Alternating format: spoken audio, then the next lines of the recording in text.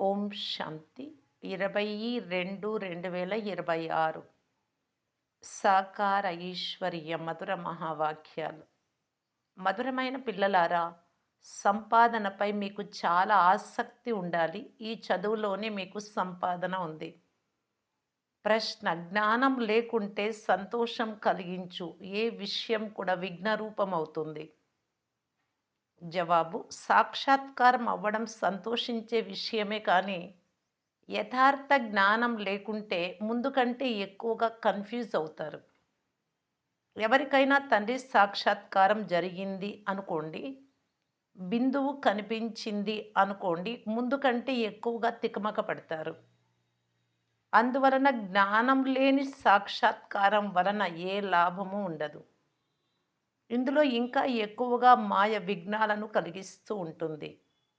చాలామందికి సాక్షాత్కారాల వలన అసత్యపు నశ కూడా పెరుగుతుంది. పాట: అదృష్టాన్ని మేల్కొల్పుకొని వచ్చాను. ఓం శాంతి. మధురాతి మధురమైన పిల్లలు పాట విన్నారు. క్రొత్తవారు కూడా విన్నారు, పాతవారు కూడా విన్నారు, కుమారులు కూడా విన్నారు. ఇది ఒక పాఠశాల. పాఠశాలలో ఏదో ఒక భాగ్యాన్ని తయారు చేసుకుంటారు. అక్కడ అనేక రకాలైన భాగ్యం ఉంది. కొంతమంది సర్జన్లుగా, డాక్టర్స్‌గా, కొంతమంది లాయర్లుగా తయారయ్యే భాగ్యాన్ని తయారు చేసుకుంటారు. భాగ్యాన్ని లక్ష్యమని అంటారు. భాగ్యాన్ని తయారు చేసుకోకుండా పాఠశాలలు ఏం చదువుకుంటారు? మనం కూడా మన భాగ్యాన్ని తయారు చేసుకునేందుకు వచ్చాము అని పిల్లలైన మీకు తెలుసు. నూతన ప్రపంచం కొరకు మీ రాజ్య భాగ్యాన్ని తీసుకునేందుకు వచ్చారు. ఈ రాజయోగము నూతన ప్రపంచం కొరకు, ఆ విద్య పాత ప్రపంచం కొరకు. వారు పాత ప్రపంచం కొరకు లాయరు, ఇంజనీరు, డాక్టరు మొదలైన వారిగా అవుతారు. ఈ పాత ప్రపంచానికి ఇక చాలా కొద్ది సమయం మాత్రమే మిగిలి ఉంది. అది కూడా సమాప్తమైపోతుంది. ఈ భాగ్యము ఈ మృత్యులోకం కొరకు, లేక ఈ జన్మ కొరకు మాత్రమే. మీ ఈ చదువు నూతన ప్రపంచం కొరకు. నూతన ప్రపంచం కొరకు మీరు భాగ్యాన్ని తయారు చేసుకొని వచ్చారు. నూతన ప్రపంచంలో మీకు రాజ్య భాగ్యము లభిస్తుంది. చదివించేవారు ఎవరు? అనంతమైన తండ్రి. వారి నుండి వారసత్వం పొందుకోవాలి. డాక్టర్ ద్వారా డాక్టర్ వారసత్వం ఈ జన్మ కొరకు పొందుతారు. ఒక వారసత్వమేమో శరీరానికి తండ్రి నుండి లభిస్తుంది. రెండవది చదువు ద్వారా మరొక వారసత్వం జాబ్ లభిస్తుంది. వృద్ధులైనప్పుడు గురువులను ఆశ్రయిస్తారు. అయితే ఈ ఒక్క జన్మ కొరకే తండ్రి నుండి కానీ, చదువు ద్వారా కానీ పొందగలరు. వృద్ధులైనప్పుడు గురువును ఆశ్రయించి ఏం కోరుకుంటారు? మాకు శాంతి ధామానికి వెళ్ళే, ముక్తి ధామానికి చేరుకునే శిక్షణనివ్వమని అడుగుతారు. సద్గతినివ్వమంటారు. ఇక్కడి నుండి శాంతి ధామానికి తీసుకెళ్ళమంటారు. ఇప్పుడు తండ్రి నుండి వారసత్వం లభిస్తుంది. టీచర్ నుండి ఈ జన్మకు వారసత్వం లభిస్తుంది. అది ఒక్క జన్మ కొరకు. కానీ గురువు ద్వారా అది కూడా లభించదు. టీచర్ వద్ద చదువుకొని ఏదో కొంత వారసత్వం పొందుతారు. టీచర్ కుట్టు టీచర్‌గా కావచ్చు. ఎందుకంటే జీవనాధారం అయితే కావాలి కదా! తండ్రి వారసత్వం లభించినా మళ్ళీ చదువుకుంటారు. స్వంతంగా సంపాదించుకోవాలి అనుకుంటారు. గురువు ద్వారా ఏ సంపాదన జరగదు. కొంతమంది భగవద్గీత మొదలైనవి బాగా చదువుకొని దానిపై ఉపన్యసిస్తారు. ఇవన్నీ అల్పకాలిక సుఖం కొరకు. ఈ మృత్యులోకం ఇక కొంత సమయం మాత్రమే మిగిలి ఉంది. పాత ప్రపంచం సమాప్తం అవ్వనున్నది. మనము నూతన ప్రపంచ భాగ్యాన్ని తయారు చేసుకునేందుకు వచ్చాము అని మీకు తెలుసు. ఈ పాత ప్రపంచం అంతమవ్వనున్నది. తండ్రి ఇచ్చిన ఆస్తి కానీ, సంపాదించిన ఆస్తి కానీ అంతా భస్మం అవుతుంది. చేతులు ఖాళీ అయిపోతాయి. ఇప్పుడు నూతన ప్రపంచం కొరకు సంపాదించుకోవాలి. పాత ప్రపంచంలోని మనుష్యులు ఈ సంపాదనను చేయించలేరు. నూతన ప్రపంచం కొరకు, స్వర్గం కొరకు సంపాదన చేయించువారు శివబాబా ఒక్కరే. నూతన ప్రపంచం కొరకు భాగ్యాన్ని తయారు చేసుకునేందుకు మీరిక్కడికి వచ్చారు. ఆ తండ్రి మీకు తండ్రి, టీచరు, గురువు వారు సంగం యుగంలోనే వస్తారు. భవిష్యత్తు కొరకు సంపాదించడం నేర్పిస్తారు. ఈ పాత ప్రపంచం ఇక కొద్ది రోజులు మాత్రమే ఉంటుంది. ఇది ఈ ప్రపంచంలోని మనుషులకు తెలియదు. నూతన ప్రపంచం మళ్ళీ ఎప్పుడు వస్తుంది అని అడుగుతారు. వీరు గప్పాలంటే గొప్పలు చెప్పుకుంటున్నారు అని మిమ్మల్ని అంటారు. ఇలా అనుకునేవారు కూడా చాలామంది ఉన్నారు. నూతన ప్రపంచం స్థాపన అవుతుంది అని తండ్రి అంటే, ఇవి గప్పాలు అని కుమారుడు అంటాడు జ్ఞానం లేకపోతే. నూతన ప్రపంచం కొరకు శివబాబా మనకు తండ్రి, టీచరు, గురువుగా అయ్యారు అని పిల్లలైన మీకు తెలుసు. శాంతిధామము, సుఖధామంలోకి తీసుకెళ్లేందుకు తండ్రి వచ్చారు. కొంతమంది భాగ్యాన్ని తయారు చేసుకోరు అనగా వారు ఏమాత్రం అర్థం చేసుకోనట్లే. ఒకే ఇంటిలో స్త్రీ చదువుకుంటుంది, పురుషుడు చదవడు. పిల్లలు చదువుకుంటారు, తల్లి, తండ్రి చదువుకోరు. ఇలా జరుగుతూ ఉంటుంది. ప్రారంభంలో కుటుంబమంతా వచ్చారు ఈ జ్ఞానానికి. కానీ మాయావి తుఫాను తగులుతూనే ఆశ్చర్యంగా విన్నటువంటి వారు, వర్ణించినటువంటి వారు తండ్రిని వదిలి వెళ్ళిపోయారు. ఆశ్చర్యంగా వింటారు, తండ్రి వారిగా అవుతారు, చదువుకుంటారు. అయినా డ్రామా విధి అని ఒక గాయనం కూడా ఉంది. స్వయంగా తండ్రి కూడా హాయ్ మాయ, హాయ్ డ్రామా అని అంటారు. అంతా డ్రామాలోనే ఉంది కదా! స్త్రీ పురుషులు ఒకరికొకరు విడాకులు ఇచ్చుకుంటారు. పిల్లలు తండ్రిని వదిలి వెళ్ళిపోతారు. ఇక్కడ అది లేదు. సత్యమైన సంపాదన చేయించేందుకే తండ్రి వచ్చారు. తండ్రి ఎవ్వరిని కూడా అగాధంలోకి తోయరు కదా! మీ తండ్రి పతిత పావనుడు, దయా హృదయుడు.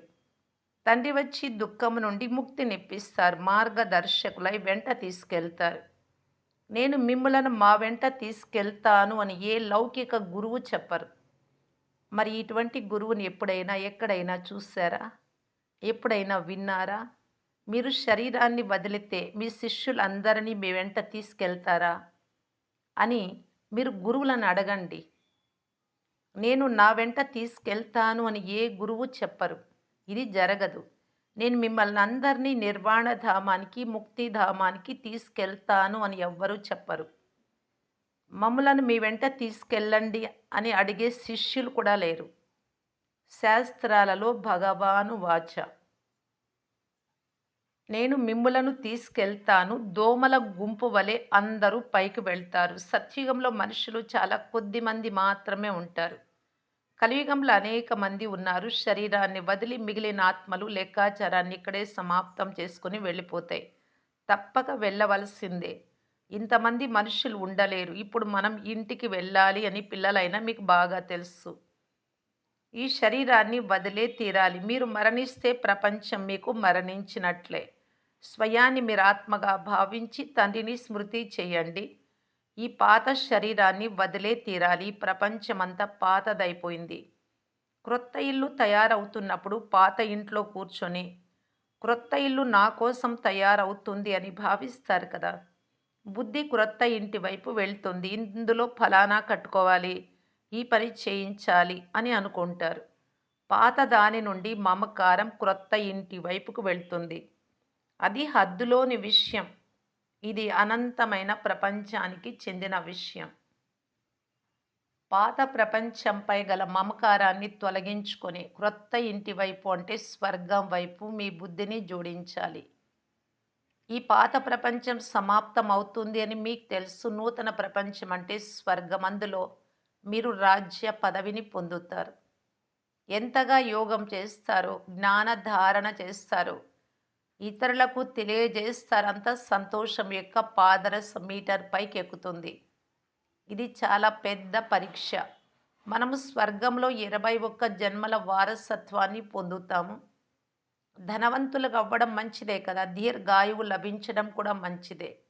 సృష్టి చక్రాన్ని ఎంతగా స్మృతి చేస్తారో, ఎంతమందిని మీ సమానంగా చేస్తారో అంత లాభం ఉంటుంది.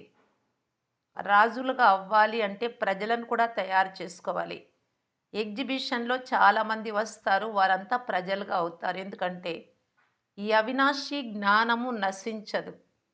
పవిత్రులై పవిత్ర ప్రపంచానికి యజమానులుగా అవ్వాలి అని బుద్ధికి తోస్తుంది. పురుషార్థం ఎక్కువగా చేస్తే ప్రజలలో ఉన్నత పదవి పొందుతారు. లేకుంటే ప్రజలలో కూడా తక్కువ పదవి తీసుకుంటారు. నంబర్ వార్‌గా ఉంటారు కదా!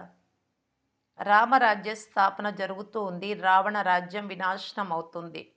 సత్యుగంలో దేవతలు మాత్రమే ఉంటారు. స్మృతి యాత్ర ద్వారా మీరు సతో ప్రధాన ప్రపంచానికి అధిపతులుగా అవుతారు. అధిపతులు అనగా రాజులు. బాబా తెలియజేస్తూ ఉన్నారు. ప్రజలందరూ వస్తారు. ప్రజలు కూడా మా భారతదేశం అత్యంత ఉన్నతమైనది అని అంటారు. భారతదేశం నిజంగా అత్యంత ఉన్నతంగా ఉండేది కానీ, ఇప్పుడు అలా లేదు. ఒకప్పుడు ఉండేది. ఇప్పుడు పూర్తి నిరుపేదగా అయిపోయింది. ప్రాచీన భారతదేశం అన్నిటికంటే ధనవంతంగా ఉండేది. భారతదేశ వాసులైన మీరు దేవీ దేవతా కులానికి చెందిన వారమని మీకు తెలుసు. ఇతరులెవ్వరిని దేవతలని అనరు. ఇప్పుడు కన్యలైన మీరు చదువుకుంటూ ఉన్నారు. తర్వాత ఇతరులకు తెలిపించాలి. మనుషులకు తెలియజేయాలి కదా! మీ వద్ద చిత్రాలు కూడా ఉన్నాయి. లక్ష్మీనారాయణులు ఈ పదవిని ఎలా పొందారో మీరు రుజువు చేసి చెప్పగలరు. తిథి, తారీఖుల సహితంగా మీరు రుజువు చేయగలరు. ఇప్పుడు వీరు మళ్ళీ శివబాబా నుండి ఈ పదవి పొందుతూ ఉన్నారు. ఆ చిత్రం కూడా ఉంది. శివుడు అనగా పరంపిత పరమాత్మ తండ్రి అంటున్నారు. బ్రహ్మ ద్వారా మీకు యోగ బలం వలన 21 జన్మలకు వారసత్వం లభిస్తుంది. సూర్యవంశీ దేవి దేవతలుగా విష్ణుపురానికి యజమానులుగా అవ్వగలరు. శివబాబా దాదా బ్రహ్మ బాబా ద్వారా ఈ వారసత్వం ఇస్తున్నారు. మొదటి ఇతడి ఆత్మ బ్రహ్మ వింటుంది. ఆత్మనే ధారణ చేస్తుంది. ముఖ్యమైన విషయం ఇదే. శివుడి చిత్రాన్ని చూపిస్తారు. ఈ చిత్రం పరంపిత పరమాత్మ శివుడిది. బ్రహ్మ విష్ణు శంకరులు సూక్ష్మవతనంలోని దేవతలు.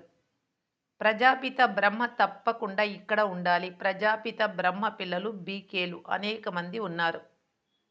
ఎంతవరకు బ్రహ్మకు పిల్లలుగా అవ్వరో అంతవరకు బ్రాహ్మణులుగా అవ్వరు. కనుక శివబాబా నుండి వారసత్వం ఎలా తీసుకుంటారు? గర్భం నుండి అయితే జన్మ తీసుకోలేరు. ముఖ వంశావళి అనే గాయనం ఉంది. మేము ప్రజాపిత బ్రహ్మముఖ వంశావళి వారమని మీరంటారు. అక్కడ గురువులకు శిష్యులుగా ఉంటారు. ఇక్కడ మీరు తండ్రి, టీచరు, సద్గురువు అని ఒక్కరినే అంటారు. అది కూడా బ్రహ్మను అనరు. నిరాకార శివబాబా అని అంటారు. వారు జ్ఞాన సాగరులు. సృష్టి ఆది, మధ్య, అంత్యాల జ్ఞానాన్నిస్తారు. టీచర్ కూడా నిరాకారులే. సాకార బ్రహ్మ శరీరం ద్వారా జ్ఞానం వినిపిస్తున్నారు. ఆత్మనే మాట్లాడుతుంది. నా శరీరాన్ని విసిగించకు అని చెప్పేది కూడా ఆత్మనే. ఆత్మ దుఃఖంలో ఉన్నప్పుడు జ్ఞానం ఇవ్వబడుతుంది. అది కూడా వినాశనం దగ్గరకు వచ్చినప్పుడు పారలౌకిక తండ్రి అందరినీ వాపస్ తీసుకెళ్లేందుకు చివరిలో వస్తారు. మిగిలినదంతా వినాశనం అయిపోయేదే. దీనిని మృత్యులోకమని అంటారు. స్వర్గం ఈ భూమిపైనే ఉంటుంది. దిల్వాలా మందిరం నిర్మింపబడింది. క్రింద తపస్సు చేస్తూ ఉన్నారు. పైన స్వర్గం చూపించబడింది. అలా కాకుంటే ఎక్కడ చూపిస్తారు? పై భాగంలో దేవతల చిత్రాలు చూపించారు. వారు కూడా ఇక్కడే ఉంటారు కదా! అర్థం చేయించేందుకు చాలా యుక్తి కావాలి. మందిరాలకు వెళ్ళి ఇది మమ్ములను చదివించే శివబాబా జ్ఞాపక చిహ్నము, శివలింగము అని అర్థం చేయించాలి. వాస్తవానికి శివుడు ఒక బిందువు కానీ బిందువుని ఎలా పూజిస్తారు? ఫలాలు, పుష్పాలతో ఎలా పూజిస్తారు? అందుకే చాలా పెద్ద రూపాన్ని తయారు చేస్తారు లింగాన్ని. అంత పెద్దగా తండ్రి ఉండనే ఉండరు. ఆత్మను కూడా భృకుటి మధ్య ప్రకాశించే నక్షత్రము అనే గాయనం ఉంది. చాలా సూక్ష్మమైన ఒక బిందువు పెద్దగా ఉంటే సైన్స్ వారు వెంటనే పట్టుకునేవారు. అలాగే వారు 1000 సూర్యుల ప్రకాశం కూడా కాదు. కొంతమంది భక్తులు కూడా వస్తారు కదా! ఈ ముఖము మాకు కనిపించింది అని కూడా అంటారు. వారికి పూర్తిగా పరంపిత పరమాత్మ పరిచయము తెలియదు. ఇంకా వారి భాగ్యం తెరవబడలేదు. తండ్రిని తెలుసుకోనంత వరకు ఆత్మలు బిందువుల వలె ఉన్నారు అని. శివబాబా కూడా బిందువు అని. వారిని స్మృతి చేయాలి అని తెలియదు.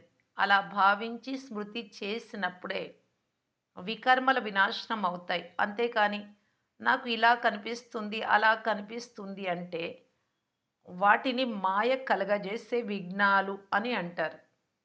తండ్రి లభించారు అని ఇప్పుడు సంతోషంగా ఉన్నారు. తండ్రి అంటున్నారు, కృష్ణుడిని సాక్షాత్కారం పొంది చాలా ఖుషీతో నృత్యము మొదలైనవి చేస్తారు కానీ, దీని వలన సద్గతి లభించదు. సాక్షాత్కారాలు అనాయాసంగా అవుతాయి. బాగా చదవకుంటే ప్రజలలోకి వెళ్ళిపోతారు. సాక్షాత్కారాల ద్వారా లాభం కూడా లభించాలి కదా మరి. భక్తి మార్గంలో చాలా శ్రమ చేసినప్పుడు సాక్షాత్కారాలు జరుగుతాయి. ఇక్కడ కొంచెం శ్రమ చేసినా సాక్షాత్కారాలు అవుతాయి. కానీ కొంచెం కూడా లాభమేమీ లేదు సాక్షాత్కారాల ద్వారా. కృష్ణపురంలో సాధారణ ప్రజలుగా అవుతారు. ఇప్పుడు శివబాబా మనకు జ్ఞానం వినిపిస్తున్నారు అని పిల్లలైనా మీకు తెలుసు. తప్పకుండా పవిత్రంగా కావాలి అని తండ్రి ఆజ్ఞ కానీ, కొంతమంది పవిత్రంగా కూడా ఉండలేరు. అప్పుడప్పుడు ఇక్కడికి పతితులు కూడా రహస్యంగా వచ్చి కూర్చుంటారు. వారంతట వారే నష్టపోతారు, స్వయాన్ని మోసపుచ్చుకుంటారు. తండ్రిని మోసగించే మాటే లేదు. తండ్రిని మోసగించి ఏదైనా ధనం తీసుకొనవలన శివబాబా శ్రీమతానుసారం చట్ట ప్రకారం నడుచుకోకుంటే అలాంటి వారి గతి ఏమవుతుంది? అదృష్టంలో లేదు అని భావించడం జరుగుతుంది. చదువుకోక ఇతరులకు దుఃఖం కలిగిస్తూ ఉంటే ఒకటేమో శిక్షలు అనుభవిస్తారు. రెండవది పదవి కూడా భ్రష్టం అవుతుంది. చట్ట విరుద్ధమైన పని ఏదీ చేయరాదు. మీ నడవడికలు మంచిగా లేవు అని తండ్రి తెలియజేస్తారు కదా. తండ్రి సంపాదించుకునే మార్గం తెలియజేస్తారు. సంపాదించుకోవడం చేయకపోవడం వారి భాగ్యం. అటువంటి వారు శిక్షలు అనుభవించి శాంతిధామానికి వెళ్ళాల్సిందే. పదవీ భ్రష్టులవుతారు. ఏమీ లభించదు. ఇక్కడకు చాలామంది వస్తారు. ఇక్కడ తండ్రి నుండి వారసత్వం తీసుకునే విషయమే ముఖ్యమైనది. పిల్లలు, బాబా మేము స్వర్గంలో సూర్యవంశంలో రాజ్య పదవి పొందుకుంటాము అని అంటారు. ఇది రాజయోగం కదా. విద్యార్థులు స్కాలర్షిప్ కూడా తీసుకుంటారు. పాస్ అయ్యే వారికి స్కాలర్షిప్ లభిస్తుంది. ఇది స్కాలర్షిప్ తీసుకునే వారి మాల. ఎంతెంత మంచి మార్కులతో పాస్ అవుతారో అంత మంచి స్కాలర్షిప్ లభిస్తుంది. ఈ మాల తయారైంది. స్కాలర్షిప్ తీసుకునేవారు ఎక్కువ అవుతూ వేల మంది అవుతారు. స్కాలర్షిప్ అనగా రాజ్య పదవి మంచి రీతిగా పొందుకునేవారు గుప్తంగా ఉండలేరు. క్రొత్తగా వచ్చేవారు చాలామంది పాత వారి కంటే ముందుకెళ్తారు. బ్రహ్మబాబా ఉన్నప్పుడు చెప్పారు ఈ విషయాలు. అప్పుడు పురుషార్థం చేసుకోవడానికి అవకాశం కూడా చాలా ఉండేది. చాలామంది కన్యలు వచ్చి చదువు చాలా బాగుంది అని అంటారు. ఈ చదువు పూర్తి చేసుకొని అంటే వాళ్ళు చదువుకునే చదువు ఏదైనా సరే. తర్వాత ఈ జ్ఞానంలో ఈ చదువులో లగ్నం అవుతాము అని ప్రమాణం కూడా చేస్తారు. వజ్ర సమానమైన జీవితాన్ని తయారు చేసుకుంటాము. సత్యమైన సంపాదన చేసుకొని 21 జన్మలకు వారసత్వం పొందుకుంటాము అని అంటారు. చాలా సంతోషిస్తారు. ఈ వారసత్వాన్ని ఇప్పుడు తీసుకోకుంటే తర్వాత మరెప్పుడు తీసుకోలేము అని వారికి తెలుసు. చదువుపై ఆసక్తి ఉంటుంది కదా. కొంతమందికి అర్థం చేసుకునేందుకు ఆసక్తి కొద్దిగా కూడా ఉండదు. క్రొత్త వారికి ఉన్నంత ఆసక్తి పాత వారికి కూడా ఉండదు. ఇది ఆశ్చర్యం. డ్రామా అనుసారం భాగ్యంలో లేకుంటే భగవంతుడైనా ఏం చేస్తారు అని అంటారు కదా. టీచర్ కేవలము చదివిస్తారు. మంచిది. మధురాతి మధురమైన అపురూపమైన పిల్లలకు మాతాపిత బాప్దాదాల ప్రేయ స్మృతులు మరియు గుడ్ మార్నింగ్. ఆత్మిక పిల్లలకు ఆత్మిక తండ్రి నమస్తే. ధారణ కొరకు ముఖ్య సారం. ఫస్ట్ పాయింట్, మీ లోపాలను దాచిపెట్టుకోవడం కూడా స్వయాన్ని మిమ్మల్ని మీరు మోసగించుకోవడమే. అందువలన ఎప్పుడూ స్వయాన్ని మోసగించుకోరాదు. సెకండ్ పాయింట్, మీ భాగ్యాన్ని గొప్పగా తయారు చేసుకునేందుకు చట్ట విరుద్ధమైన ఏ పని కూడా చేయరాదు. చదువుపై ఆసక్తి కలిగి ఉండాలి. మీ సమానంగా తయారు చేయు సేవ చేయాలి. వరదానము, అమృత వేళ యొక్క సహాయము లేక శ్రీమతం యొక్క పాలన ద్వారా మీ స్మృతిని సమర్థవంతంగా చేసుకునే స్మృతి స్వరూప భవ. ఒకటి, అమృత వేళ సహాయము లభిస్తుంది. రెండవది శ్రీమతము యొక్క పాలన ద్వారా కూడా ఈ రెండింటి ద్వారా స్మృతిని సమర్థంగా చేసుకోవచ్చు. వారే స్మృతి స్వరూపులు అంటారు బాబా. మీ స్మృతిని సమర్థవంతంగా చేసుకోవాలి. లేక స్వతహాగా స్మృతి స్వరూపంగా అవ్వాలి అంటే అమృత వేళ సమయం యొక్క విలువను తెలుసుకోండి. ఎలాగైతే శ్రీమతముందో అదే విధంగా సమయాన్ని గుర్తించి సమయానుసారంగా నడిస్తే సహజంగా సర్వప్రాప్తులు చేసుకోగలరు. అంతేకాదు శ్రమ కూడా ఉండదు. శ్రమ నుండి విడుదలవుతారు. అమృత వేళ యొక్క మహత్వాన్ని అర్థం చేసుకొని నడిస్తే, యోగం చేస్తే బాగా ప్రతి కర్మ మహత్వం అనుసారంగా జరుగుతుంది. ఆ సమయంలో విశేషంగా సైలెన్స్ ఉంటుంది. అందువలన సహజంగా స్మృతిని సమర్థవంతంగా చేసుకోగలరు. స్లోగన్: ఒకటి స్మృతి, రెండవది నిస్వార్థ సేవ ద్వారా ఎటువంటి ఆశ ఉండకూడదు. ఎటువంటి ప్రతిఫలం ఆశించకుండా నిస్వార్థ సేవ చేస్తే మాయాజీతులుగా అవుతారు. వారే సదా విజయీ ఆత్మలు. అవ్యక్త ఇషారా: ఏకత మరియు విశ్వాసం యొక్క విశేషత ద్వారా సఫలత సంపన్నంగా కావటానికి బాప్దాదా తెలియజేస్తున్నారు. సంఘటిత రూపంలో బ్రాహ్మణ పిల్లలైన మీరు పరస్పర సంపర్కం యొక్క భాష అవ్యక్త భావము కలిగినటువంటిదిగా ఉండాలి. శరీరాలకు సంబంధించినటువంటి వ్యక్త భాష ఉండరాదు. ఎలాగైతే ఫరిస్తాలు లేక ఆత్మలతో మాట్లాడినట్లు ఉండాలి. అందుకు ఎవరి గురించి అయినా విన్న తప్పు మాటలను సంకల్పంలో కూడా స్వీకరించరాదు, వినిపించరాదు. ఇటువంటి స్థితి వచ్చినప్పుడే ఏకమత్ సంఘటన ఉండాలి అనే తండ్రి యొక్క శుభకామన ప్రాక్టికల్గా జరుగుతుంది. అంతేకాక మీ ద్వారా తండ్రి ప్రత్యక్షమవుతారు. ఓం శాంతి.